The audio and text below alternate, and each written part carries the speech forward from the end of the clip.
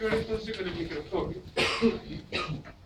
Tenemos una pieza que se llama ocular, yo le había dicho que los aumentos van de 8 veces a 16 veces.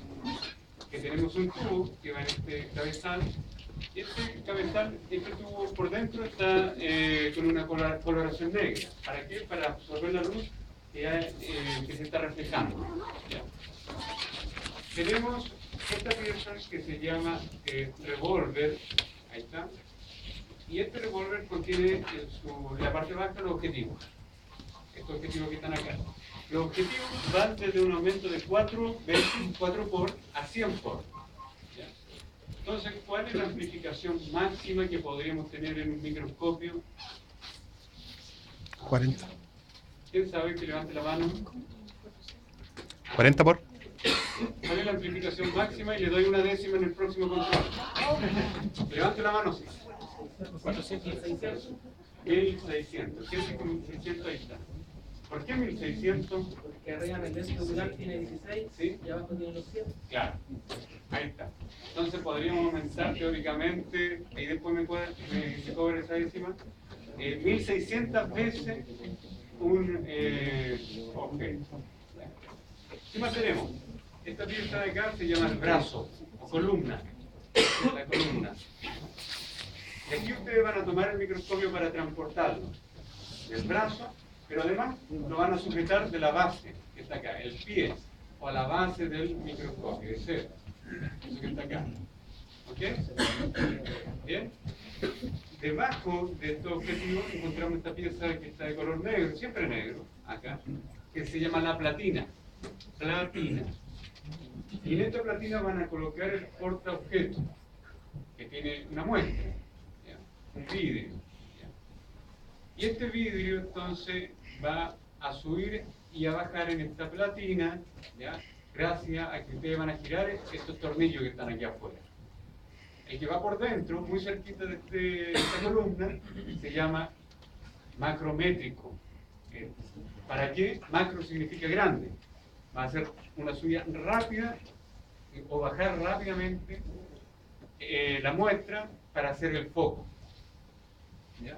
Y el que está por fuera, el tornillito externo, se llama micrométrico. Entonces ustedes hacen foco con el macrométrico, pero después el ajuste fino lo hacen con el micrométrico. Y ahí logran el foco. Porque hay una distancia, se fijan acá entre los objetivos y la muestra. Pero esa distancia tiene que ser exacta para que tenga un buen foco. Queda claro, ¿cierto? Después lo vamos a ver de todas maneras en el laboratorio. Y esta platina tiene acá esta pinza. Con esta pinza ustedes la pueden mover, esta pincita que es de aluminio, para sujetar entonces esta muestra que está acá. Bajo la platina encontramos el condensador, que como el nombre lo dice, condensa la luz. ¿Y cuándo vamos a necesitar más luz?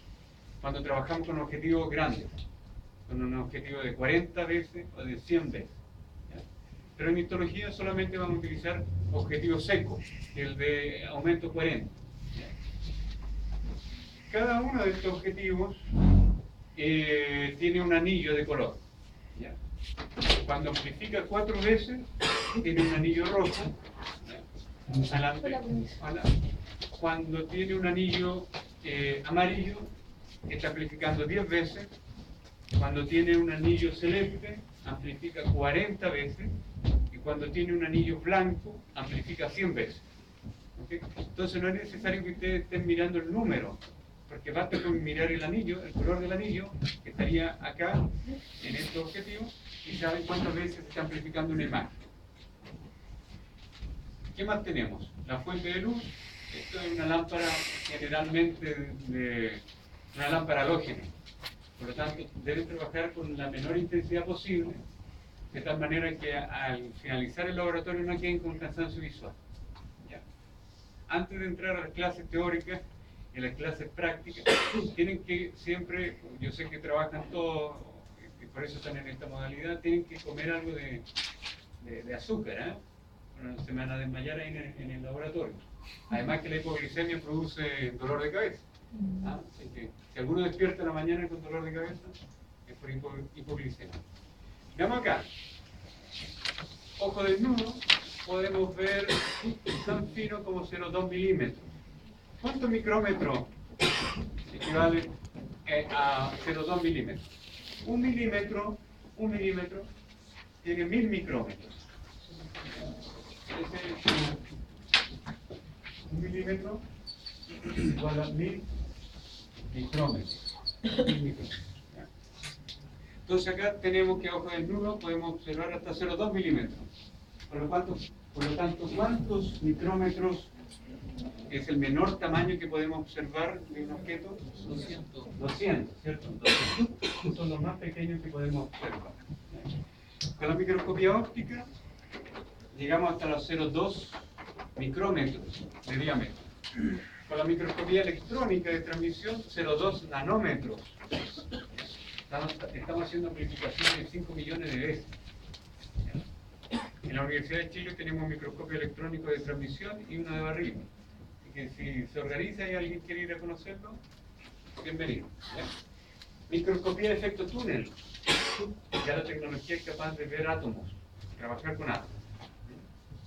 Hay hasta una película que hizo la IBM moviendo los átomos y fotografiando. Una bacteria mide entre 2 y 3 micrómetros de diámetro. Y un glóbulo rojo puede llegar a medir hasta 8,5 micrómetros de diámetro. Entonces, cuando ustedes ven un tejido, vamos a ver que en todos los tejidos vamos a observar este elemento visto de perfil o visto de frente. Aquí va a ser más delgadito, es como un Vicafresh. El Vicafresh, ¿lo ubican eso? Sí. Más delgadito en el centro. Estos son glóbulos rojos, que miden promedio entre 7 y 8 micrómetros, de tal manera que con esa referencia podemos calcular los tamaños de lo que estamos observando. ¿Ya? Célula ósea entre 12 y 25 micrómetros, neurona entre 100 y 200 micrómetros.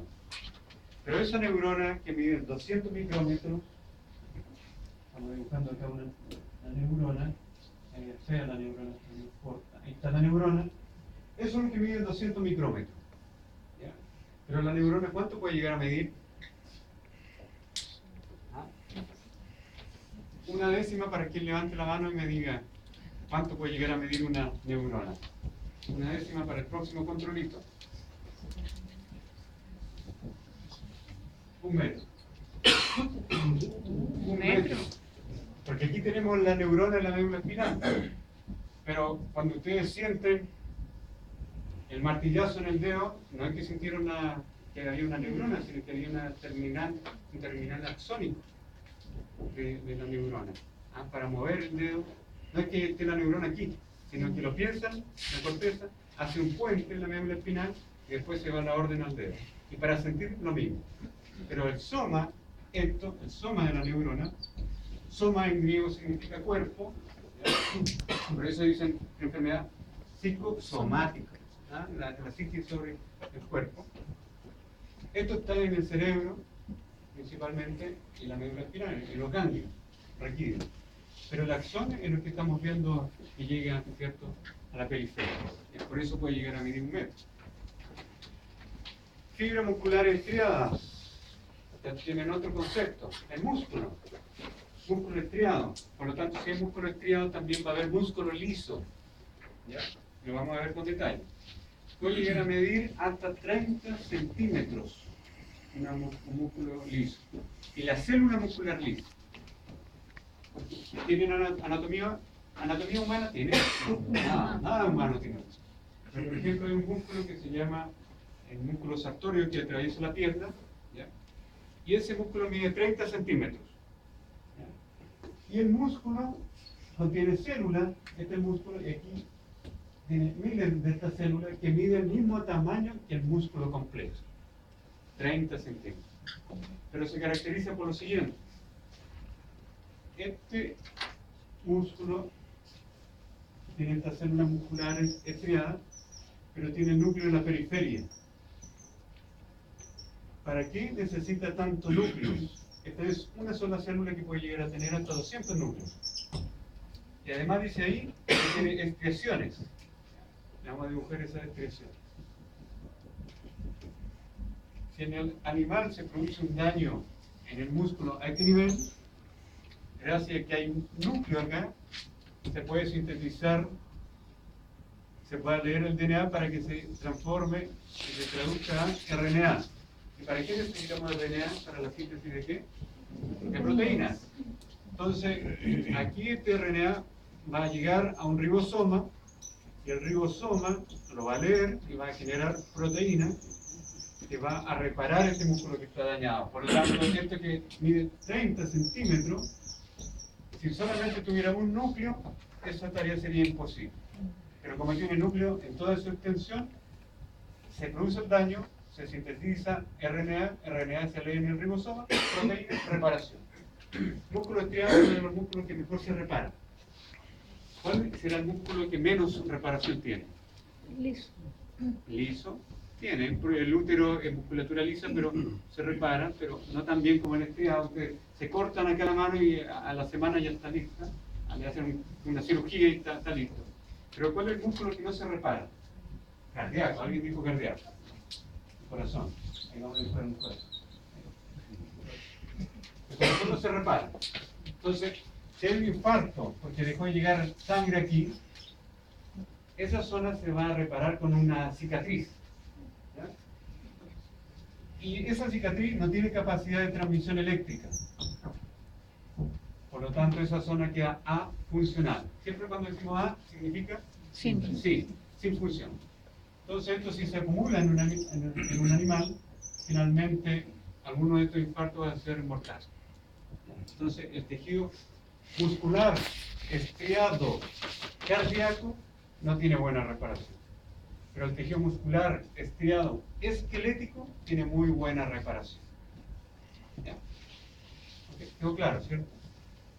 Y la musculatura lisa está entre ambos. Entonces tenemos células que se agrupan para formar tejidos, tejidos que se agrupan para formar órganos y órganos para formar sistemas. Entonces todo eso es lo que vamos a estudiar nosotros en este curso. Histo significa tejido en latín. Y logía viene de logos, que significa estudio. Entonces el estudio de los tejidos se llama histología. Okay. Como les dije al iniciar esto, no gasten mucha energía ni ATP anotando esto, si lo van a tener. La delegada ya lo tiene todo. Todas estas clases ya las tiene PDF, excepto las preguntas. El cuerpo humano está organizado en varios niveles. Nivel molecular, ustedes lo están estudiando en química, bioquímica, nivel celular, en biología. ¿Biología ya tuvieron? ¿No tienen en paralelo? No, ya tuvieron. Entonces lo del RNA era la clase de eso. Nivel tisular, en eso estamos ahora. Vamos a aprender a nivel tisular. Constituye los tejidos, existiendo 4 tejidos básicos. El epitelio, el conectivo que conecta los tejidos, el epitelio que recubre, ¿ya? Por lo tanto la piel es un epitelio, el conectivo está debajo de la piel, ¿ya? Debajo de la epidermis, conecta, el tejido muscular que ya algo hemos visto, lo vamos a tener una clase enterita de cada uno de estos tópicos. Tejido nervioso, ¿ya? Transmisión eléctrica para que haya movimiento o sensación. Nivel de órganos son combinaciones y variaciones de los 4 tejidos básicos que vamos a estudiar en órganos. Los sistemas son grupos de órganos. ¿Ya? Los órganos, de acuerdo a la función que cumplen, se hayan agrupado en sistemas y en aparatos. Sistema respiratorio, aparato digestivo. Nivel de organismo, la totalidad. Cada uno de nosotros entonces es un organismo pluricelular que cuenta con todos esos niveles de organización. ¿Ya? ¿Qué van a hacer ustedes entonces para estudiar una patología de un animalito? Van a sacar una biopsia, ¿cierto? La van a triturar en cubitos chicos de 3 a 5 milímetros y luego van a sacar este tejido y lo van a colocar en una fijación, en un líquido fijador que tiene generalmente alcohol y algo más. ¿Ya? ¿Para qué se hace eso? Para impedir que se contamine con bacterias, va a esterilizar el tejido, va a impedir que se desorganice y va a impedir la autólisis. ¿Ya? Por lo tanto, va a impedir que los lisosomas que están dentro de la célula se revienten y se autodigieran la misma célula. De tal manera que con la fijación van a ustedes lograr que la estructura se conserve. Fijación. ¿Ya? Después ¿qué van a hacer? Lo van a colocar en un líquido, en la parafina, pero este líquido en estado a temperatura ambiente sólido. Pero ¿cómo lo van a colocar en esto que es sólido? Van a calentar la parafina a 60 grados. Y ahí a 60 grados esta parafina es líquida. Entonces van a colocar este tejido en la parafina, la calentita a 60 grados, y después la dejan enfriar y se va a formar estos cubos que están viendo ahí. ¿Vamos claros hasta ahí? Sí. Luego lo van a colocar en una máquina que se llama micrótomo. ¿Ya? ¿Qué significará micro? Pequeño. Tomo, una parte, ¿cierto? Entonces, este micrótomo tiene un cabezal que está ahí. Y en este cabezal vamos a colocar esta pieza que se llama taco de inclusión. ¿Ya? Y aquí tiene una manivela. ¿Vale? Esta manivela, cada vez que ustedes la giren, va a avanzar hacia ustedes y va a bajar y se va a obtener un corte, porque aquí hay un cuchillo. Eso que está ahí es un cuchillo, una navaja de acero. Generalmente una navaja, las navajas más famosas, las mejores son japonesas. ¿Ya? Entonces, cada vez que ustedes giran, avanza el corte, avanza todo el bloque 5 micrómetros. ¿Ya? Y baja. Y aquí el tejido va a ser cortado por una navaja, ¿ya? De tal manera que van a obtener una línea, y empieza a aparecer como una cinta, y esas son las muestras que ustedes van a estudiar después. De esa manera se hace una biopsia. ¿Ya? Parte de ese tejido lo van a dejar flotando en agua a 30, 35 grados, lo van a tomar como un portaobjeto, lo van a secar en esta platina para que se estire y luego lo tiñen. ¿Cuál es la tinción más clásica para el estudio de biopsia? La hematoxilina y la eosina.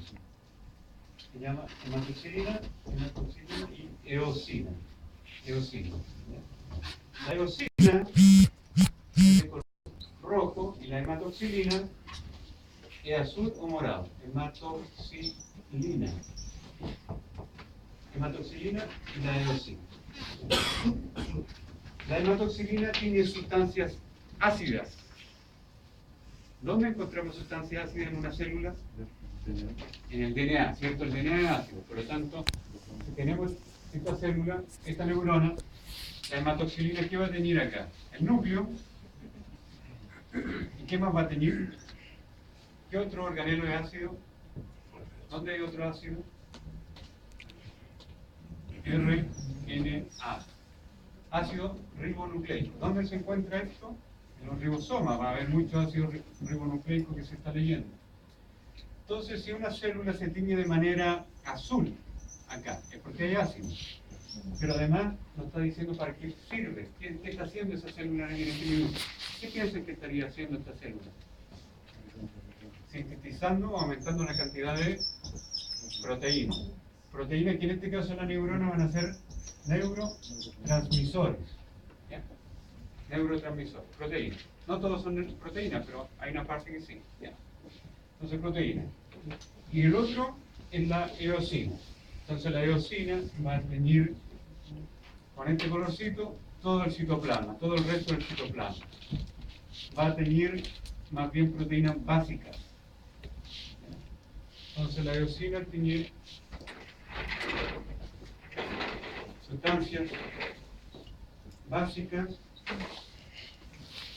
y la hematoxilina tiene sustancias ácidas. ¿Ok? Vamos bien hasta ahí, ¿cierto? Cuando ya sea muy obvio lo que estoy diciendo, me dicen, ¿ah? Porque de repente explico 2 o 3 veces lo mismo, doy la lata, ¿no? Entonces tenemos tipos de órganos. Órganos macizos y tubulares. Estas son sus dos clasificaciones, no hay más. Macizo, como el hígado, por ejemplo. Un riñón es un órgano macizo. ¿Ya? O tubular, que podría ser cualquier tubo, como el sistema respiratorio, sistema digestivo. ¿Ya? Los órganos macizos entonces presentan parénquima y estroma. Y el parénquima es la porción funcional de un órgano. Parénquima es igual a función. Y el estroma es el tejido de soporte, ¿ya? El tejido que entrega vasos sanguíneos, que entrega el esqueleto al órgano. Aquí tenemos unos ejemplos: el hígado, glándula, la gónada. Los órganos tubulares, como el intestino, por ejemplo, tienen una pared que va por dentro, una pared interna, constituida por mucosa y submucosa. ¿Ya? Mucosa, submucosa. Una capa media, que es tejido conectivo, o tejido muscular. Y una capa externa, que es adventicia. Entonces, si tenemos acá, ¿hay borrador o no? Si no, me quedo sin acá.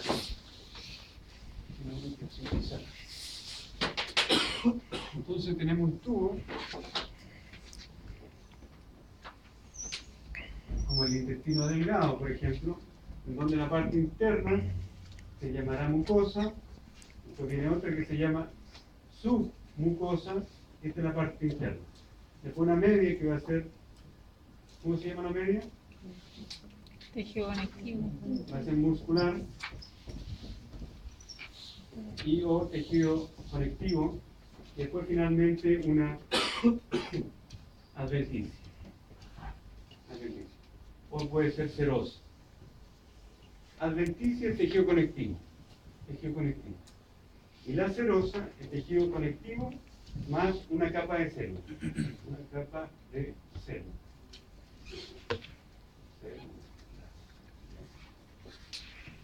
Así está constituido entonces un órgano tubular. Vamos a ver algunos ejemplos. Órgano macizo, ¿cierto? No hay lumen, no hay tubo interno. ¿Ya? Aquí estamos viendo un hígado de cerdo. ¿Ya? Este hígado lobular y lobulillar. Cada una de esas estructuras que vemos en su interior es un lobulillo. Y está constituido por la unidad básica celular, que es el hepatocito. ¿Ya? Cito, con C, significa célula. Hepatocito. Aquí encontramos una vena central. Entonces la sangre que viene desde este punto externo recorre en este sentido hacia el centro. ¿Ya? Por lo tanto, cuando ustedes administran un medicamento, un fármaco a un animal, ¿dónde creen ustedes que el hepatocito va a empezar a metabolizar primero ese fármaco? ¿En la periferia o en el centro? Porque todo esto, cada uno, que hay miles de cordones hepáticos, miles de células hepáticas. Y el sentido de la sangre es desde la periferia hacia el centro. Entonces, ¿dónde se metaboliza primero el fármaco? En la periferia. Porque la periferia va a encontrar dosis muy altas de un fármaco. En cambio, el centro ya está filtrado ese fármaco. Por lo tanto, si ustedes administran un medicamento hepatotóxico en altas dosis, pues la cirrosis va a ser más bien a nivel periférico, dentro de un lobulillo. Pero el hígado tiene miles de lobulillos y están agrupados en lóbulos.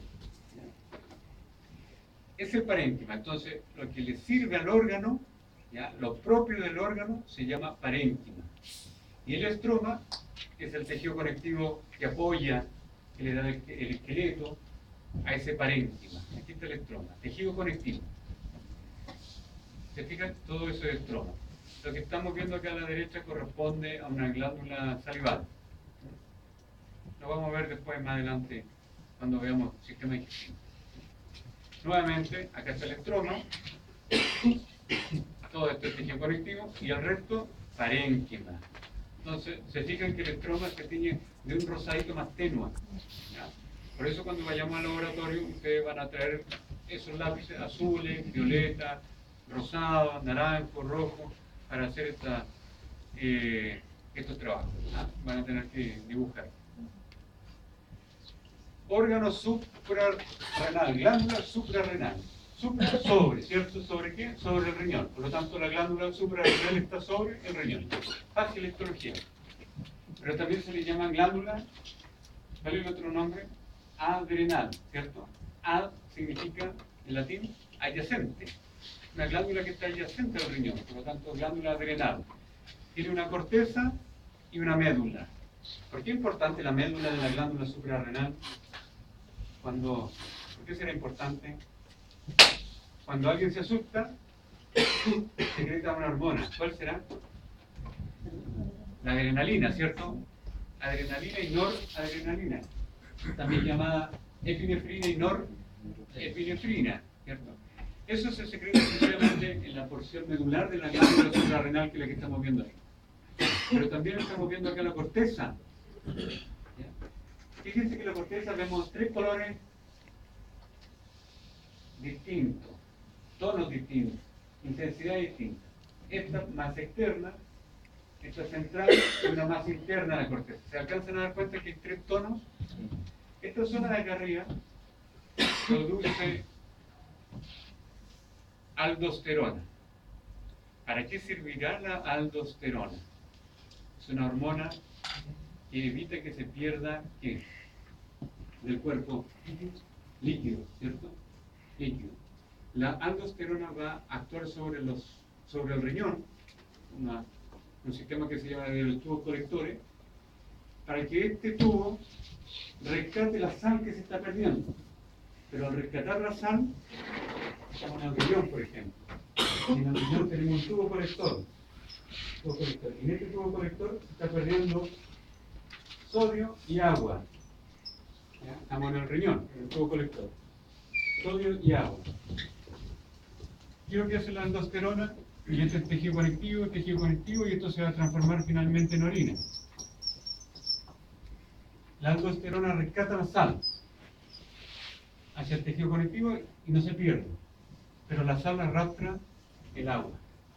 Esa es la función de la aldosterona, ¿ya? Rescatar el sodio que se está perdiendo por la orina. La corteza, en la parte media, va a producir algunos corticoides, por eso se llaman corticoides, porque se producen en la corteza, en la glándula suprarrenal. Y estos corticoides tienen que ver con procesos inflamatorios, ¿ah? Va a bloquear procesos inflamatorios. Pero lo lamentable de esto es que cuando ustedes inyectan corticoides, también están produciendo una inmunodeprivación del animal. ¿Ah? Si está con un esguince, una fractura, le van a dar corticoides y ese corticoide va a inmunodeprimir, por lo tanto no lo pueden utilizar más de 10 días, o si no el animal se infecta por algo, ¿ya? Y lo matan ustedes por haberle dado un exceso de corticoides. Y esta zona más cercana hacia la médula, está la corteza, pero está muy cercana a la médula, produce androstenediona. ¿Qué significa andro? Andro, ¿qué significa andro? Una persona va al andrólogo. ¿Te suena eso? Al andrólogo médico, que tiene una especialidad que se llama andrólogo, significa estudio, ¿cierto? El estudioso, del hombre. ¿Ah? Entonces produce androstenediona, una hormona similar a la testosterona. ¿Ya? El ser humano produce un 95% de su testosterona en testículos, el varón, y el otro 5% aquí, en la corteza de la glándula suprarrenal, androstenediona principalmente. ¿Ya? Por lo tanto, la mujer tiene también testosterona, poquito, porque también tiene funcionando su glándula suprarrenal. A no ser que tuviera un tumor acá, ¿cierto? ¿Qué pasa? La mujer se androgeniza. Entonces, esto es un órgano macizo. Órgano tubular. Vean este órgano tubular. Entonces ahí encontramos mucosa en la parte interna.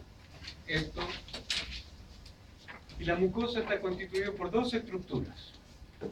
Una, que es el epitelio, que lo recubre. Epitelio recubre. ¿Ya? Y la otra es la lámina propia. Y lámina propia es tejido conectivo. Siempre cuando hay mucosa están presentes esos dos tejidos. Epitelio y lámina propia. Entonces, si tenemos mucosa, epitelio más lámina propia. Eso es igual a mucosa. ¿Curso de lámina cuánto? Lámina propia. Lámina propia. Tenemos la submucosa, como el nombre lo dice, está debajo de la mucosa. ¿Ya? Ahí está, submucosa. Y tenemos muscular Y acá en este caso en particular tenemos serosa. ¿Y qué era la serosa? Era tejido conectivo a una capa de células planas. Esa capa de células planas, una capa de células planas, se llama mesotelio. Mesotelio. Capa de células planas se llama mesotelio. Mesotelio. Entonces ahí tenemos el órgano tubular.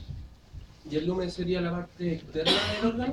La parte interna, por ahí está Interna. circulando el alimento y se está absorbiendo los nutrientes y el agua. ¿Ya? El lumen es la parte interna del órgano.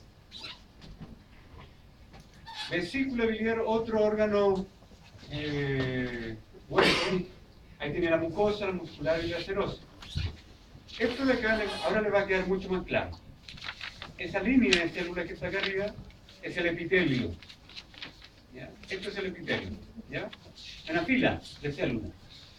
Y aquí abajo encontramos tejido conectivo, esto de acá. En conjunto, el epitelio, que esta línea de células, más este tejido conectivo que está aquí abajo, lo llamamos mucosa. Fácil.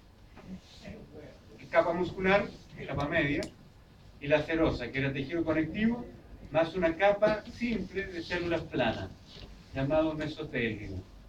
Mesotelio. ¿Ya? ¿Por qué es importante la vesícula biliar?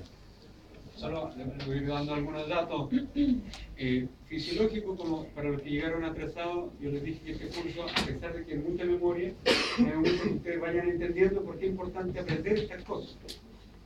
Y eso lo van a lograr si conocen la función. De tal manera que cuando lleguen a fisiología, el semestre que viene, ¿no? Fisiología el semestre que viene, debería ser. Van a llegar muy bien preparaditos todos los que prueben este ramo. La vesícula biliar, en su lumen, va a almacenar un producto que se llama la bilis. ¿Ya? ¿Qué es la bilis? Es un producto desecho de la hemoglobina. Los glóbulos rojos del humano viven... ¿Cuánto creen ustedes que tiene un glóbulo rojo humano? Vive 120 días. Y un glóbulo rojo de una tortuga, 1200 días. Un glóbulo rojo de tortuga, humano, glóbulo rojo de un ratón, 40 días. No vive nada, muy poquito, 40 días de un ratón. ¿Y por qué vive poquito? ¿Ah? ¿Qué podría ser que vive poquito? El glóbulo rojo de un ratón. Eso, nivel metabólico del ratón. Pero en términos celulares, significa eso que un glóbulo rojo tiene que atravesar capilares, este es un vaso sanguíneo, y aquí en esta zona se capilariza, pero un glóbulo rojo que va por acá, se tiene que encoger para atravesar este capilar. ¿Ya? ¿Cierto? Porque el capilar mide en promedio en estos puntos 5 micrómetros. Pero el glóbulo rojo mide de diámetro 8. Entonces, cada vez que pasa por un capilar se daña, porque se tiene que encoger. Y escondido aquí abajito en su membrana plasmática, por acá, tiene moléculas de ácido ciálico. Pero cada vez que pasa, se va dañando, y ese ácido ciálico se va exponiendo. Entonces, cuando ese glóbulo rojo llega al vaso, ¿ya? Al vaso, ¿ya? El macrófago viene y lo fagocita, porque ya ha pasado tantas veces por un capilar, tantas veces, que expresa mucho ácido ciálico, y el macrófago, que es una célula inmune, lo va y se lo come. En el humano eso ocurre a los 120 días, pero la tortuga tiene un nivel metabólico bastante lento. Un glóbulo rojo pasa de vez en cuando por un capilar. ¿Ya? De vez en cuando por un capilar. Por lo tanto, 1200 días. ¿Ya? Y en el ratón entonces 40. Se destruye el glóbulo rojo. ¿Qué se libera de este glóbulo rojo? Hemoglobina. Pero esa hemoglobina, ¿qué recuperamos de ahí? El cuerpo recupera el fierro, un elemento precioso, el fierro. Recupera aminoácidos, pero no recupera una porción que se llama hemo. Y eso, eso se transforma en la bilis que tenemos nosotros. ¿Han escuchado la bilirrubina de la canción? ¿Ah? Y hay otro que se llama biliverdina. Cuando ya en esos tiempos aquello uno iba de fiesta y ya no tenía nada más que botar, que vomitar, empezaba a botar algo verde. ¿Ah? ¿No se acuerdan? ¿Ah? Eso fue el viernes pasado. Eso es biliverdina. Y la bilis, entonces, es un desecho de la hemoglobina. ¿Pero qué función tiene en el cuerpo humano la bilis? ¿Para qué sirve adelante? ¿Para qué sirve la bilis? Para la digestión de la grasa. Entonces, cada vez que ustedes se comen un filete con un poquito de grasa, aquí están los lípidos, ¿y qué hace la bilis? La va a emulsionar. Se va a ganar alrededor de este lípido y va a formar micelas. ¿Ya? Y de esa manera es fácilmente digerible esta grasita. Pero se va almacenando esta bilis en la vesícula. El problema es que las células que están acá, lo voy a mostrar un poco, las células que están aquí, que son células que se llaman epiteliales, deshidratan esa bilis. Comienzan a absorber el agua porque tienen microvellosidad que absorben. ¿Ya? Y esto se deshidrata tanto que forma ¿qué forma? Un cálculo, ¿cierto? Una piedra. Y esa piedra empieza a erosionar, y se inflama la zona. Cuando se inflama, eso predispone a cáncer. Y entre el 1 y 3% de las personas que tienen dolor crónico y no se ha ido a ver al doctor, a un gastroenterólogo, pensando que con la agüita de toronjil, la agüita de la abuelita y todo eso se le va a pasar, pasa los meses, los años, y entre el 1 y el 3% desarrolla cáncer. Y el cáncer de vesícula es uno de los más mortales que hay. Lo bueno es que si tienen más de 35 años es patología auge. Entonces, en la mejor clínica de Santiago le sale por 50 lucas todo. ¿Su mamá se operó? A mí me la sacaron. ¿A usted? Ya. ¿Cuánto le salió? 100 lucas. La cirugía. Que no sé, porque la ISAPRE la pagó, yo pagué 200 lucas. Ah, ya. Entonces usted se fue a las contas. No, la clínica. Ah, ya. Pero en el fondo, aquí voy. Que no se deje de estar, como dice el dicho, con el dolorcito de la vesícula, porque ahora hay auge, no sale tan caro, y como les dije, entre el 1 al 3% de las personas que tienen cálculo de la vesícula van a desarrollar cáncer.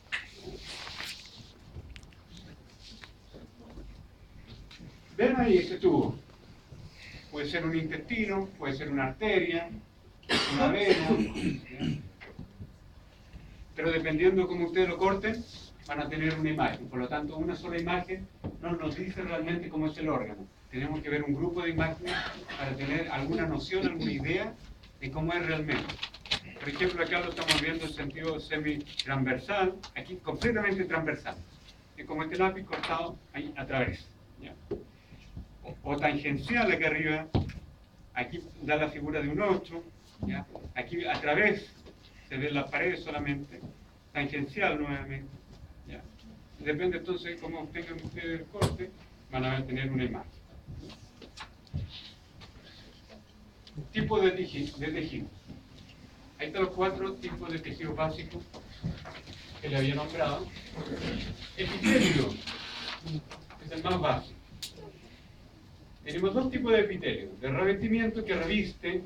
Por lo tanto, ¿dónde vamos a encontrar eso? Lo vamos a encontrar, un buen ejemplo de la piel, pero solamente la epidermis. ¿Qué significa epi?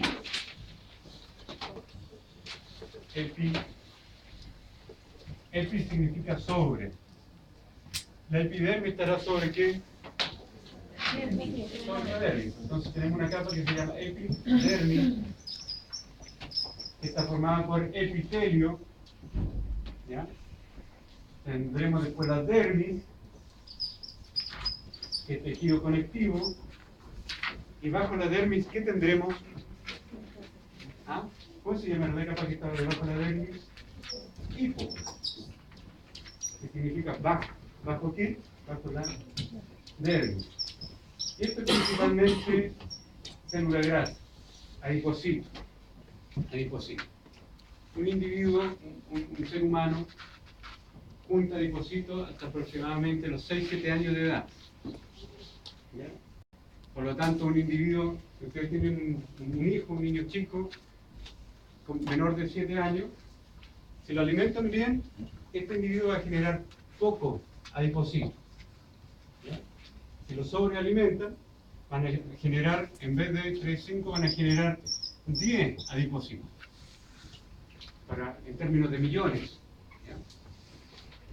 A este individuo que ustedes antes de los 7 años lo alimentaron bien, de manera balanceada, va a tener la mitad de adipocitos que el niño que está alimentado, sobrealimentado.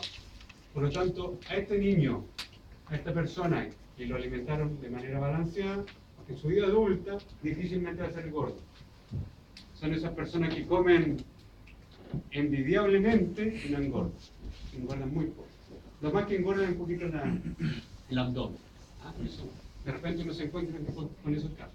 En cambio, esta persona que fue sobrealimentada antes de los 7 años, va a tomar agua y va a engordar. ¿Ya? ¿Por qué? Porque la grasa tiene en los líquidos donde almacenarse. ¿Ya? Después de los 7 años, estas células ya, el adipocito no entra en división celular, no hay mitosis. Entonces lo que juntó ya son. ¿Ya? Después la cirugía plástica nos manda que saca el número de adipocitos, lo reduce. ¿Ya? Entonces tenemos un epitelio que es epitelio de revestimiento y epitelio glandular. Entonces hay un epitelio que reviste internamente los órganos y externamente. Y hay un epitelio que se va a transformar en una glándula. La glándula endocrina, glándula sudorípara, glándula sebácea, son epitelios. Tenemos el tejido trofo conectival. Acá tenemos el tejido conectivo, como el nombre lo dice, conecta. ¿Ya? El cartílago, tejido óseo, sangre y tejido hematopoyético. ¿Cuáles son las características del epitelio? Un epitelio nunca tiene vasos sanguíneos. Es avascular. El tejido epitelial es avascular. ¿Quién nutre a un epitelio? Lo nutre el tejido conectivo. Porque siempre cuando hay un epitelio, abajo de este epitelio siempre va a haber tejido conectivo. Y este tejido conectivo lleva los vasos sanguíneos, lleva los nutrientes, lleva el oxígeno también. ¿Ya? El cartílago tampoco tiene vasos sanguíneos. Hay algunas raras excepciones, pero en general no tiene cartílago, o sea, no tiene vasos sanguíneos. Ustedes han escuchado, por ejemplo, que la medicina tradicional china, a los pacientes desde el año 3000 a.C., a los pacientes que generaban tumores les daban cartílago de tiburón. Entonces, ahora se sabe por qué. Porque el cartílago tiene sustancias inhibidoras de la angiogénesis. Entonces, por eso el cartílago no tiene vasos sanguíneos. Y la medicina china, sin tener los conocimientos moleculares, le daban cartílago de tiburón a estos pacientes de tal manera que si un tumor mide 5 centímetros pero no se vasculariza más, deje crecer. Sangre y tejido hematopoyético. Hemato significa sangre. Poiesis, nacimiento de la sangre. ¿Dónde ocurre este proceso hematopoyético? ¿En el vaso? En el vaso, hay tejido hematopoyético en el vaso. ¿Dónde más? Médula ósea. ¿Ya? Pero aquí ocurre lo siguiente. Hasta los 6 años aproximadamente, toda nuestra médula ósea es médula ósea que se llama roja, hematopoyética, productora de sangre. Después de los 6 años, nuestro hueso, la médula, ¿ya?, se transforma de médula ósea roja en médula ósea amarilla, empieza a almacenar grasa. ¿Ya? A partir de los 6 años. Pero si una persona, si nosotros, por ejemplo, tenemos nuestro hueso largo, en la parte interna medular, solamente médula ósea amarilla, llena de grasa, y nos vamos a vivir a una ciudad de gran altitud, como Acalama, ¿ya?, esta médula ósea que era amarilla, ahora se va a transformar en roja. Pero nosotros que estamos a 600, 700 metros sobre el nivel del mar, seguimos produciendo sangre todos los días, millones de células. Pero eso lo hacen no nuestros huesos largos, sino que los planos. ¿Dónde encontramos huesos planos? Costillas, ¿cierto? la clavícula, el esternón, ¿ya? Sigue produciendo constantemente sangre. La musculatura, tenemos musculatura, actividad esquelética, actividad cardíaca, musculatura lisa, ya algo revisado. Tejido nervioso, el sistema nervioso central. Central, estamos hablando de qué? Cerebro, cerebelo, ¿ya? Principalmente, y todo el sistema nervioso periférico, que está fuera de esta estructura que les nombré. Y ahí encontramos dos tipos de células. Una de esas células se llama neurona, de la cual tenemos aproximadamente 100.000 millones en el cerebro. La neurona tenemos aproximadamente 100.000 millones de corteza cerebral. Pero la otra se llama neuroglia. Y la neuroglia es la célula que ayuda a que funcione la neurona. ¿Ya? La neuroglia entonces le entrega nutrientes a la neurona, filtra el alcohol que nos tomamos el viernes, ¿ya? En la noche, el sábado. Primero embriagamos a esta célula y luego a la neurona. ¿Ya? Por lo tanto, por cada neurona que hay, nosotros tenemos 10 neuroglias que nos protegen esa neurona. Lo interesante de esto es que nosotros, cada vez que nos intoxicamos con alcohol, perdemos aproximadamente 100.000 neuronas, pero no nos damos cuenta, porque todavía somos jóvenes, ¿cierto? Somos jóvenes, ¿cierto? Sí, somos jóvenes. Pero no nos damos cuenta porque tenemos una reserva enorme, pero esa reserva se agota porque la neurona no entra nunca en división celular, excepto la del hipocampo por la memoria. Tiene función de memoria el hipocampo. Y cuando ustedes llegan a los 50 años ya llegan a un nivel límite aproximadamente de la neurona, en la cual cada traguito que se tome ya le está matando neuronas y ya no tienen de dónde sacar nada. No hay de dónde sacar, pues ya agotaron toda la reserva. El alcohol es bueno, ¿cierto? Pero en su justa medida, un quincelio para el almuerzo, la cena, es bueno. Tiene antioxidantes que son anticancerígenos.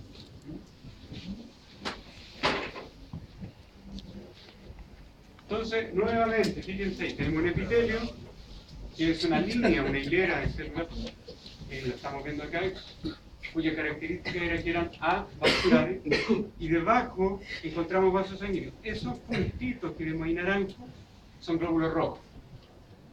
También llamados, ¿cuál es otro nombre del glóbulo rojo? Es el peor nombre que le pueden dar. ¿Qué significa cito? ¿Qué significa cito? ¿Qué significa cito? Célula, ¿cierto? Y los biólogos dicen que para que nosotros llamemos a una estructura célula, tiene que tener un organelo de manera básica. Núcleo. ¿Quién dijo núcleo? Sí. Núcleo. Y el eritrocito, en la especie humana, no tiene núcleo. Pero tiene en la mayoría de las aves y los reptiles, sí. Ahí lo podemos llamar eritrocito. Pero lo podemos llamar también hematide,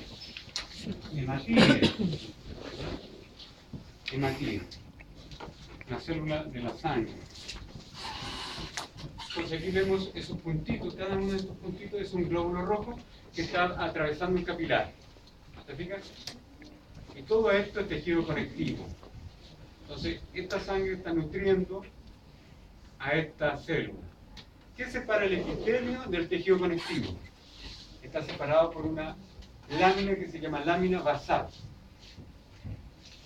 Esto de acá es una lámina basal, muy delgadita, extremadamente delgada. El grosor de la punta de esta flecha, muy delgada. Entonces el tejido conectivo está siendo separado por una lámina basal, que es el límite entre el epitelio y el tejido conectivo. Células musculares.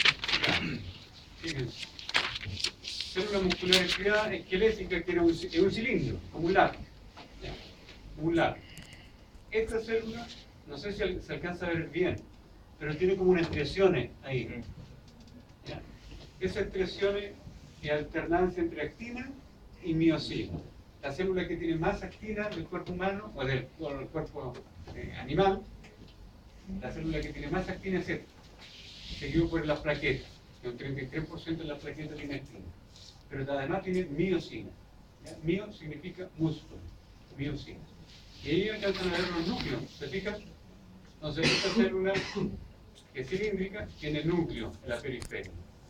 Entonces cada vez que levanto pesas, ¿ya? Nunca lo hago así, pero cada vez que se levanta pesas, esta célula en los bordes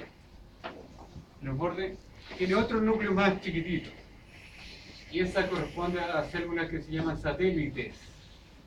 Células satélites que envuelve a una célula muscular. Y esa célula satélite, con el ejercicio, también se transforma en músculo. Y a eso lo llamamos hiperplasia, porque hay proliferación de células musculares. Nueva formación de células musculares. Entonces una persona que hace ejercicio, un caballo, lo hacemos trotar, ¿ya?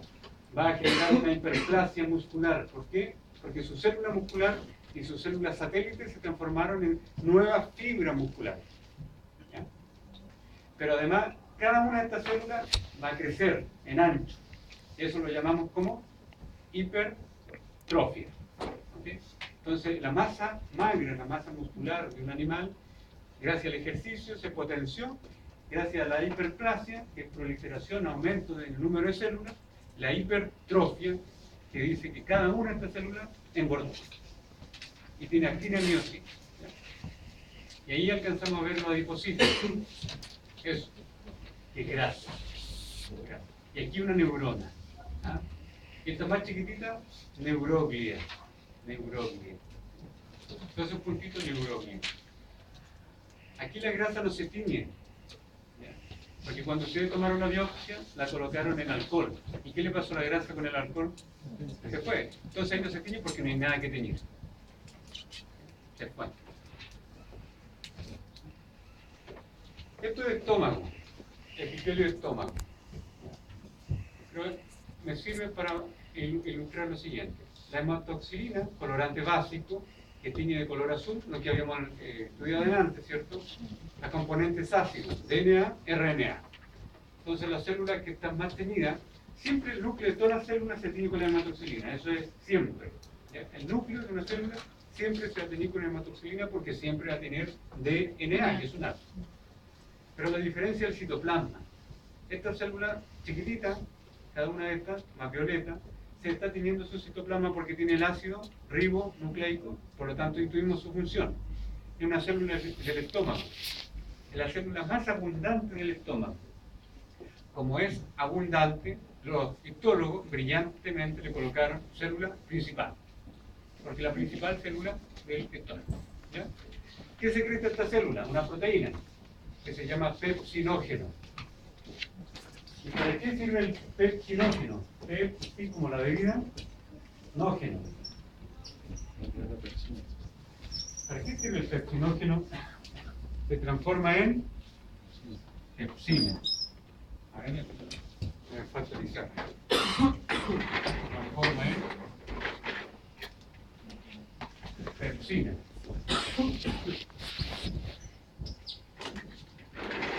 En pepsina. ¿Y qué función tiene esta pepsina? ¿Para qué sirve la pepsina en un estómago de un animal? ¿Sirve para algo o no? ¿Ah? ¿Para qué? Para hidrolizar proteínas. Claro, ustedes se comen ese filete, pero la proteína hay que llevarla a aminoácidos para que la puedan absorber, ¿cierto? ¿Quién hace esa función? La pepsina. ¿Ya? ¿Qué está produciendo esta pepsina? La célula principal que acá se está tiñendo de manera basófila. Está más o menos claro, ¿cierto? Pero hay otra célula que está más bien naranjita, esta. Y esta se llama célula parietal. Esta naranja se llama célula parietal. ¿Y qué hace esta célula naranja que se llama célula parietal? Secreta ácido clorhídrico. ¿Ya? HCl. Y este HCl lo vamos a colocar acá. Que va a transformar el pepsinógeno en pepsina. ¿Captaron? O sea, el pepsinógeno que lo produce la célula principal. Pero así no actúa, no funciona. Tiene que transformarse en pepsina. Pero para que se transforme en pepsina necesita del ácido clorhídrico que la rompa. Que rompa esta secuencia aminoácidica y la transforma en pepsina. Eso lo hace el HCl, el ácido clorhídrico que secretó la célula. Está aquí, célula parietal. Cuando estén a punto de entrar a apoptosis me avisan, ¿eh? Hacemos un retiro. Oficialmente, ¿a qué hora el recreo? ¿Ya quieren recreo? Sí. Ya, 15 minutos. Muy bien.